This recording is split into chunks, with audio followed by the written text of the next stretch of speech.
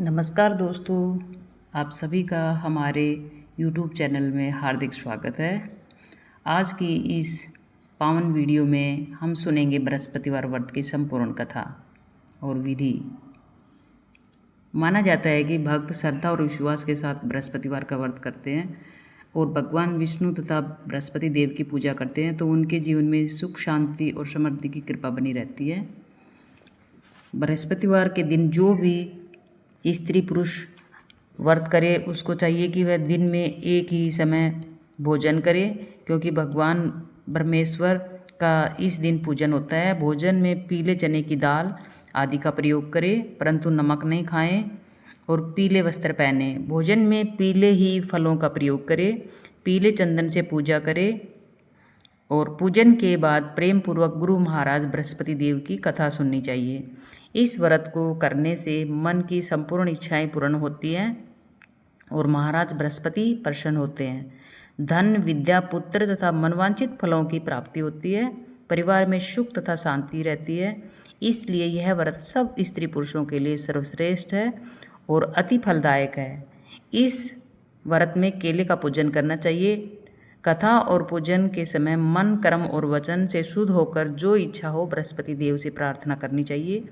उसकी इच्छाओं को बृहस्पति देव अवश्य पूरी करते हैं, ऐसा मन में दृढ़ विश्वास रखना चाहिए। अब हम आपको बृहस्पतिवार व्रत की कथा सुनाते हैं। एक समय की बात है कि भारतवर्ष में एक राजा राज करता था। वह बड़ा ही प्रतापी और दानी था। वह प्रतिदिन मंदिर में दर्शन करने जाता और ब्राह्मण और गुरु की सेवा किया करता था। उसके द्वार से कोई भी निराश होकर नहीं लौटता था तथा वह प्रत्येक गुरुवार को व्रत रखता एवं पूजन करता था। हर दिन गरीबों की सहायता करता था, परंतु यह सब बातें उसकी रानी को अच्छी नहीं लगती थी। वह न तो व्रत करती थी और न ही किसी को एक पैसा दान में देती थी तथा राजा से भी ऐसा करने को मना करती थी। एक समय की बात है जब राजा शिकार खेलने वन को गए थे और घर पर रानी और दासी थी। उस समय गुरु बृहस्पति एक साधु का रूप धारण कर राजा के दरवाजे पर भिक्षा मांगने आए। रानी से भिक्षा मांगी तो वह कहने लगी कि हे साधु महाराज, मैं इस दान और पुण्य से तंग आ गई हूँ। मेरे से घर का ही कार्य समाप्त नहीं होता है। इस कार्य के लिए तो मेरे पति ही बहुत हैं। अब आप इस प्रकार की कृपा करें कि यह सब धन नष्ट हो जाए और मैं आराम से रह सकूं। साधु बोले, हे देवी, तुम तो बड़ी विचित्र हो। संतान और धन से कोई दुखी नहीं होता है, इसको सभी चाहते हैं। पापी भी पुत्र और धन की इच्छा करता है। अगर तुम्हारे पास धन अधिक है तो भूखे मनुष्य को भोजन कराओ, प्याऊ लगवाओ, ब्राह्मणों को दान दो, धर्मशाला बनवाओ, कुआं, तालाब, बावड़ी आदि बाग बगीचे बनवाओ और तथा निर्धन मनुष्य की कुंवारी कन्याओं के विवाह करवाओ और अनेकों यज्ञ आदि धर्म करो। इस प्रकार के कर्मों से आपके कुल का और आपका नाम परलोक में सार्थक होगा एवं स्वर्ग की प्राप्ति होगी।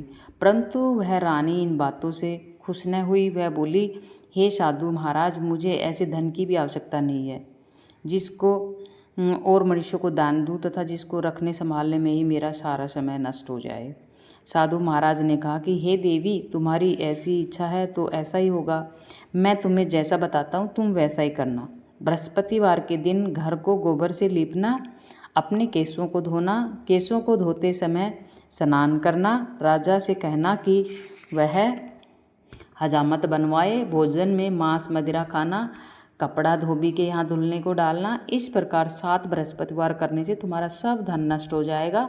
यह कहकर वह साधु महाराज वहाँ से चले गए। रानी ने साधु के कहने के अनुसार वैसा ही किया। 3 बृहस्पतिवार बीते थे कि उसकी समस्त धन संपत्ति नष्ट हो गई और भोजन के लिए दोनों समय परिवार तरसने लगा तथा सांसारिक भोगों से दुखी रहने लगे।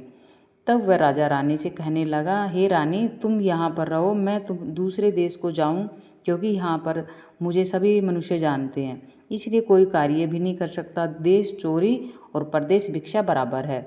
ऐसा कहकर राजा प्रदेश चला गया, पर वहाँ जंगल में जाता और लकड़ी काट कर लाता और शहर में बेचता। इस तरह जीवन व्यतीत करने लगा। इधर राजा के बिना रानी और दासी दुखी रहने लगी। किसी दिन भोजन मिलता और किसी दिन जल पीकर ही रह जाती। एक समय रानी और दासी को 7 दिन बिना भोजन के व्यतीत हो गए तो रानी ने अपनी दासी से कहा, हे दासी, यहाँ पास ही के नगर में मेरी बहन रहती है, वह बड़ी धनवान है। तू उसके पास जा और वहाँ से 5 सेर बेजर मांग कर ले आ, जिससे कुछ समय के लिए गुजर हो जाएगी। इस प्रकार रानी की आज्ञा मानकर दासी रानी की बहन के पास गई तो रानी की बहन उस समय पूजन कर रही थी, क्योंकि उस रोज़ बृहस्पतिवार का दिन था। जब दासी ने रानी की बहन को देखा तब वह उससे बोली, हे रानी, मुझे तुम्हारी बहन ने भेजा है, मुझे 5 सेर बेजर दे दो। इस प्रकार दासी ने अनेक बार कहा, परंतु रानी ने उत्तर नहीं दिया, क्योंकि वह उस समय बृहस्पतिवार की व्रत कथा सुन रही थी। इस प्रकार जब दासी को किसी प्रकार का उत्तर नहीं मिला तो वह बहुत दुखी हुई और क्रोधवश लौटकर अपने गांव को रानी के पास आकर बोली कि हे रानी, आपकी बहन बहुत ही धनी स्त्री है, वह छोटे लोगों से बात भी नहीं करती है। क्योंकि मैंने उनसे कहा तो उन्होंने कोई उत्तर नहीं दिया, मैं वापस चली आई।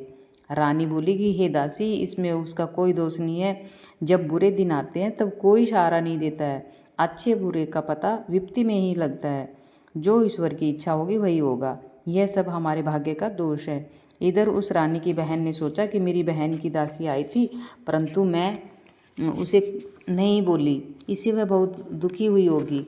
यह सोच कथा को सुन और विष्णु भगवान का पूजन समाप्त कर वह रानी अपनी बहन के घर चल दी और आकर अपनी बहन से कहने लगी, हे बहन, मैं बृहस्पतिवार का व्रत कर रही थी जब तुम्हारी दासी आई, परंतु जब तक कथा होती है तब तक न उठते हैं और न ही बोलते हैं, इसलिए मैं न बोली।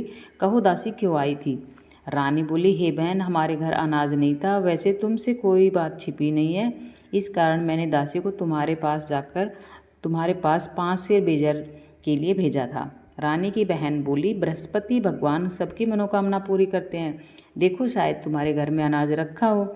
इस प्रकार का वचन जब रानी ने सुना तो घर के अंदर गई और वहाँ उसे एक घड़ा बेजर का भरा मिल गया। तब वह रानी और बांदी बहुत ही खुश हुई। दासी कहने लगी, हे रानी, देखो, वैसे हमको जब भोजन नहीं मिलता तो हम रोज़ ही व्रत करते हैं, अगर इनसे व्रत की विधि और कथा पूछ ली जावे तो उससे हम भी क्या करेंगे। तब उस रानी ने अपनी बहन से पूछा, हे बहन, बृहस्पतिवार के व्रत के क्या नियम है? तब रानी की बहन ने बताया कि बृहस्पतिवार के व्रत में चने की दाल और मुनक्का से विष्णु भगवान को केले की जड़ में पूजन करे तथा दीपक जलावें, पीला भोजन करे तथा कथा सुने। इस प्रकार करने से गुरु भगवान प्रसन्न होते हैं, अन्न पुत्र धन देते हैं, मनोकामना पूरी करते हैं। इस प्रकार रानी और दासी दोनों ने निश्चय किया कि बृहस्पति भगवान का पूजन जरूर करेंगे।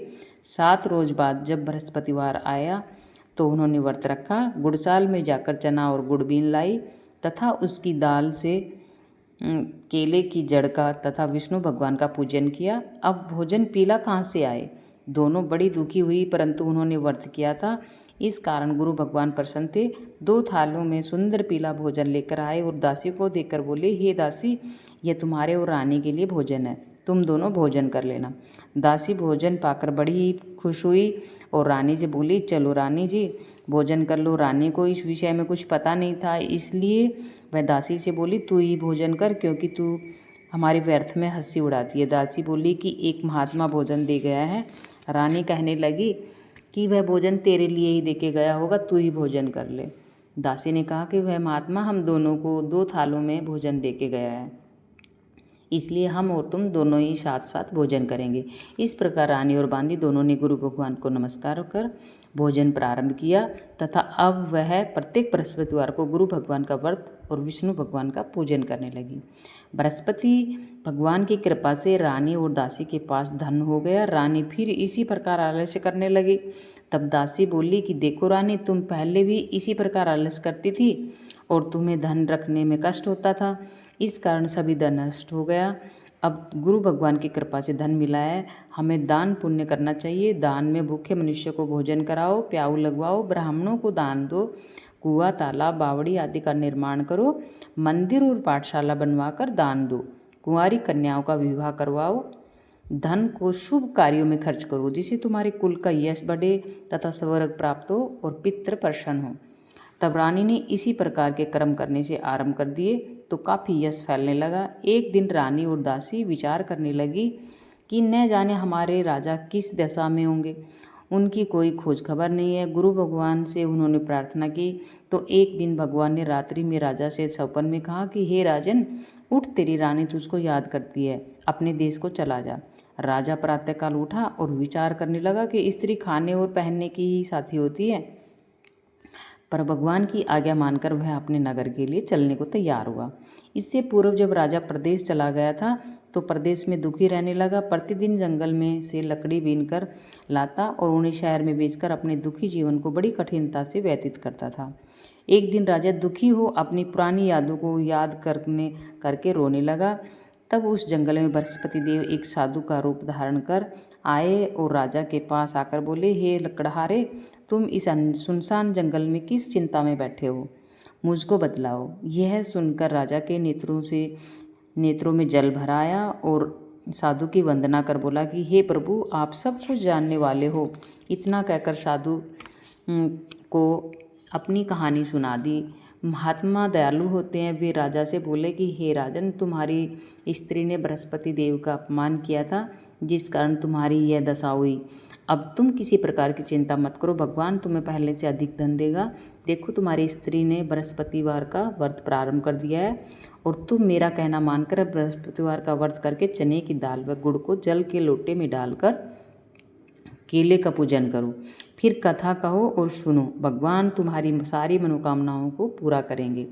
साधु को प्रसन्न देखकर राजा बोला, हे प्रभु, मुझे लकड़ी बेचकर इतना पैसा नहीं मिलता जिसे भोजन करने के उपरांत कुछ बचा सकूं।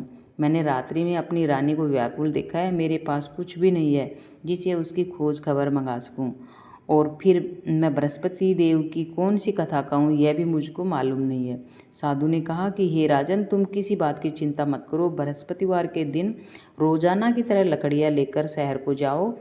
तुमको रोज से दोगुना धन प्राप्त होगा, जिसे तुम भली भांति भोजन कर लोगे तथा बृहस्पति देव की पूजा का सामान भी आ जाएगा।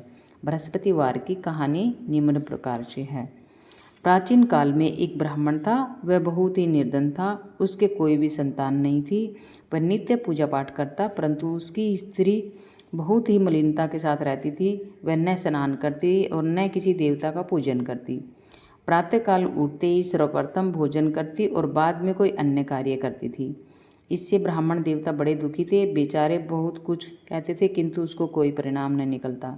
भगवान की कृपा से ब्राह्मण की स्त्री के कन्या रूपी रतन पैदा हुई और वह कन्या अपने पिता के घर में बड़ी होने लगी। वह बालिका प्रातः स्नान करके विष्णु भगवान का जाप करने लगी, बृहस्पतिवार का व्रत करने लगी।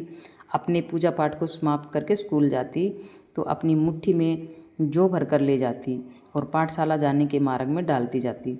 वही जो सवर्ण के हो जाते तो लौटते समय उनको बीन कर घर ले आती थी। एक दिन वह बालिका सूप में सोने के जौ को फटक कर साफ कर रही थी तो उसकी माँ ने देख लिया और कहा, हे बेटी, सोने के जौ को फटकने के लिए सोने का सूप होना चाहिए। दूसरे दिन बृहस्पतिवार था। इस कन्या ने व्रत रखा और बृहस्पति देव से प्रार्थना करके कहा कि हे प्रभु, यदि मैंने आपकी पूजा सच्चे मन से की हो तो मेरे लिए सोने का सूप दे दो। बृहस्पति देव ने उनकी प्रार्थना स्वीकार कर ली। रोजाना की तरह वह कन्या जौ फैलाती हुई स्कूल को गई। जब लौटकर जौ बीन रही थी तो बृहस्पति देव की कृपा से रास्ते में सोने का सूप मिला।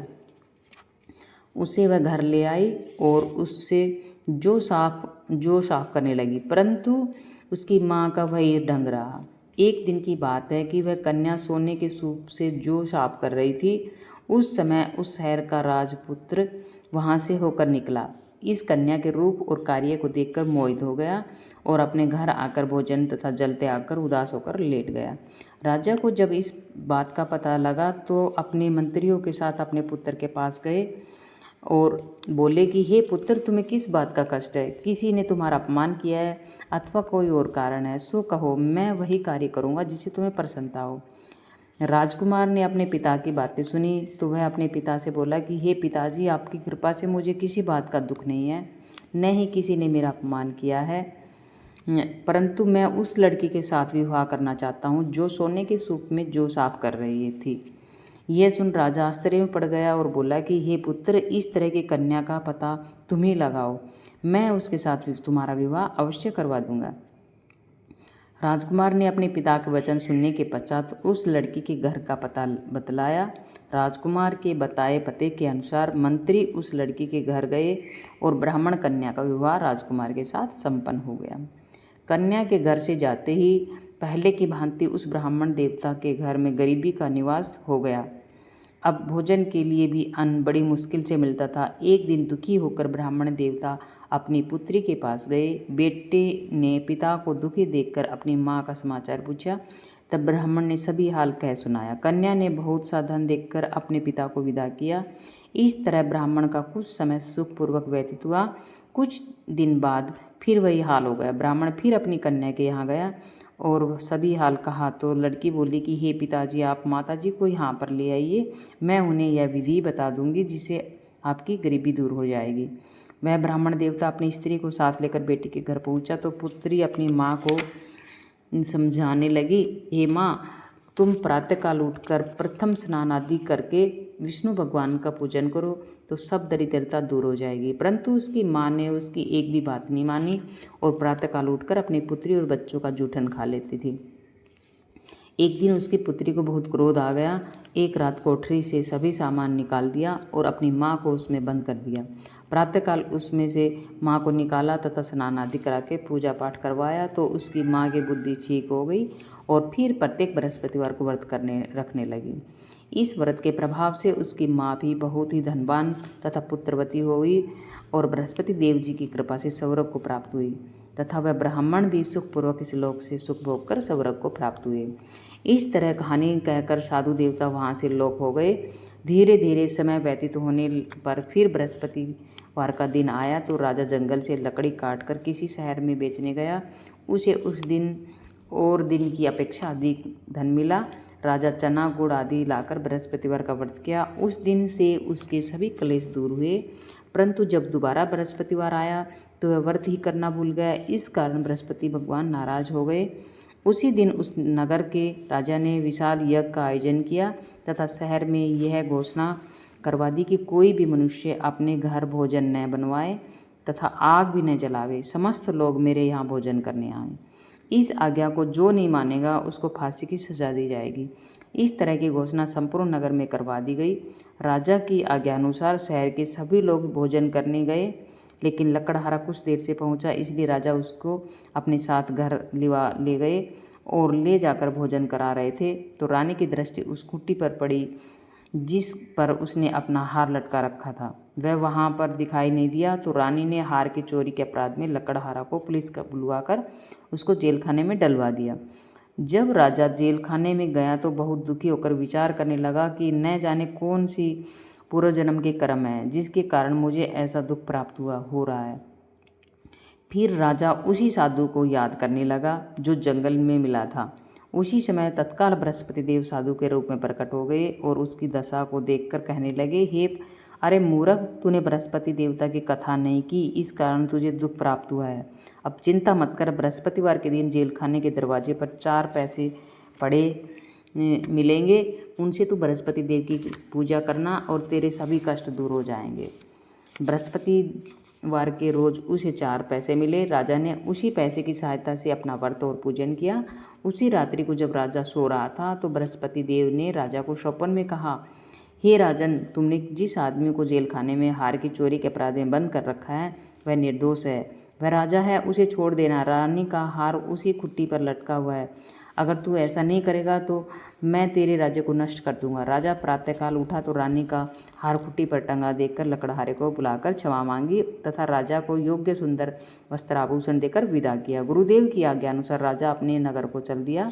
राजा जब नगर के निकट पहुंचा तो उसे बड़ा ही आश्चर्य हुआ। नगर में पहले से अधिक बाग, तालाब, कुएं, मंदिर और बहुत सी पाठशाला आदि बने हुए थे। राजा ने पूछा कि यह किसका बाग और धर्मशाला है। तब नगर के सब लोग कहने लगे कि यह सब रानी और बांदी के हैं। तो राजा को आश्चर्य हुआ और गुस्सा भी आया। जब रानी ने यह खबर सुनी कि राजा आ रहे हैं तो उसने बांदी से कहा कि हे दासी, देख, राजा हमको कितनी बुरी हालत में छोड़ के गए थे, वह हमारी ऐसी हालत देखकर लौट न जाएं, इसलिए तू दरवाजे पर खड़ी हो जा। रानी की आज्ञा अनुसार दासी दरवाजे पर खड़ी हो गई। जब राजा आए तो उन्हें अपने साथ लिवा आई। तब राजा ने क्रोध करके अपनी तलवार निकाली और पूछने लगा, यह बताओ कि यह धन तुम्हें कैसे प्राप्त हुआ है। तब रानी ने कहा कि यह सब धन बृहस्पतिवार के व्रत के प्रभाव से प्राप्त हुआ है। राजा ने निश्चय किया कि 7 रोज बाद मैं सभी बृहस्पति देव का पूजन करते हैं, परंतु मैं रोजाना दिन में 3 बार कहानी कहा करूँगा और रोज़ व्रत किया करूँगा। अब हर समय राजा के दुपट्टे में चने की दाल बंधी रहती थी तथा दिन में 3 बार कहानी कहता। एक रोज़ राजा ने विचार किया कि चलो अपनी बहन के यहाँ हो आए। इस तरह निश्चय कर राजा घोड़े पर सवार हो अपनी बहन के यहाँ चलने लगा। मार्ग में उसने देखा कि कुछ आदमी एक मुर्दे को लिए जा रहे थे और उन्हें रोककर राजा कहने लगा कि अरे भाइयों, मेरी बृहस्पतिवार की कथा सुन लो। वे बोले, लो, हमारा तो आदमी मर गया और इसको अपनी कथा आगे पड़ी है। परंतु कुछ आदमी बोले, अच्छा कहो, हम तुम्हारी कथा भी सुनेंगे। राजा ने दाल निकाली और जब कथा आदि हुई थी कि मुर्दा हिलने लगा और जब कथा समाप्त हुई तो राम राम करके वह मनुष्य खड़ा हो गया। आगे मार्ग में उसे कई किसान खेत में हल चलाता हुआ मिला। राजा ने उसे देखा और उसे बोला, अरे भैया, तुम मेरी बृहस्पतिवार की कथा सुन लो। किसान बोला, जब तक मैं तुम्हारी कथा सुनूंगा तब तक 4 हरैया जोत लूँगा। जा अपनी कथा किसी और को ही सुनाना। इस तरह राजा आगे चलने लगा। राजा के हटते ही बैल पछाड़ खाकर गिर गए तथा किसान के पेट में बहुत जोर से दर्द होने लगा। उस समय उसकी माँ रोटी लेकर आई। उसने जब यह देखा तो अपने पुत्र से सब हाल पूछा और बेटे ने सभी हाल कह दिया। तो बुढ़िया दौड़ी दौड़ी राजा के पास गई और उससे बोली, मैं तेरी कथा सुनूंगी, तू अपनी कथा मेरे खेत पर ही चलकर कहना। राजा ने बुढ़िया के खेत पर जाकर कथा कही, जिसे सुनते ही वह बैल खड़े हो गए तथा किसान के पेट का दर्द बंद हो गया। राजा अपनी बहन के घर पहुंच गया। बहन ने भाई की खूब मेहमानी की। दूसरे रोज प्रातःकाल राजा जगा तो वह देखने लगा कि सब लोग भोजन कर रहे हैं। राजा ने अपनी बहन से कहा कि ऐसा कोई मनुष्य है जिसने भोजन नहीं किया हो और मेरी बृहस्पतिवार की कथा सुन ले। बहन बोली, अरे भैया, यह देश ऐसा ही है, पहले यहाँ लोग भोजन करते हैं, बाद में अन्य काम करते हैं। अगर कोई पड़ोस में हो तो दिखाऊं। वह ऐसा कहकर देखने चली गई, परंतु उसे कोई भी ऐसा व्यक्ति नहीं मिला जिसे भोजन न किया हो। अतः वह एक कुम्हार के घर गई जिसका लड़का बीमार था। उसे मालूम हुआ कि उनके यहाँ 3 रोज से किसी ने भोजन नहीं किया। रानी ने अपने भाई की कथा सुनने के लिए कुम्हार से कहा। वह तैयार हो गया। राजा ने जाकर बृहस्पतिवार की कथा कही, जिसको सुनकर उसका लड़का ठीक हो गया। अब तो राजा की प्रशंसा होने लगी।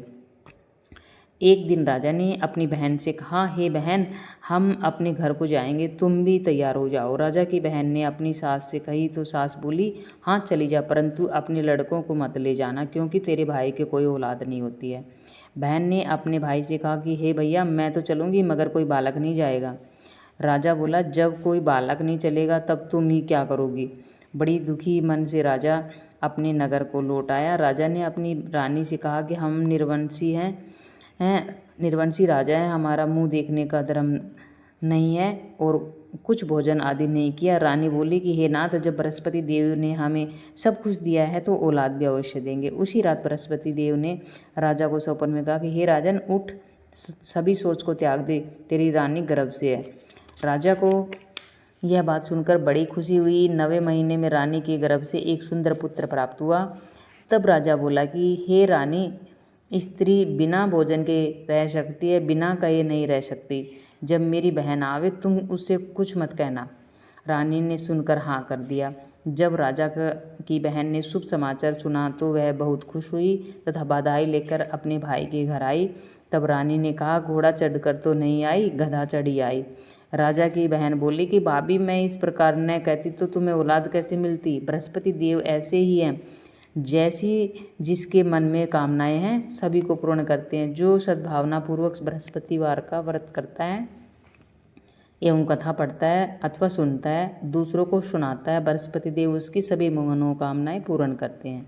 भगवान बृहस्पति देव उनकी सदैव रक्षा करते हैं। संसार में जो भगवान बृहस्पति जी का पूजन व्रत सच्चे हृदय से करता है, उसकी समस्त मनोकामनाएं पूर्ण करते हैं। जैसी सच्ची भावना से रानी और राजा ने बृहस्पति देव की कथा का गुणगान किया तो उनकी सभी इच्छाएं बृहस्पति देव जी ने पूरी की। इसलिए सबको कथा सुनने के बाद प्रसाद लेकर जाना चाहिए, हृदय से उनका मनन करते हुए जयकारा बोलना चाहिए। तो दोस्तों ये थी बृहस्पतिवार की व्रत कथा।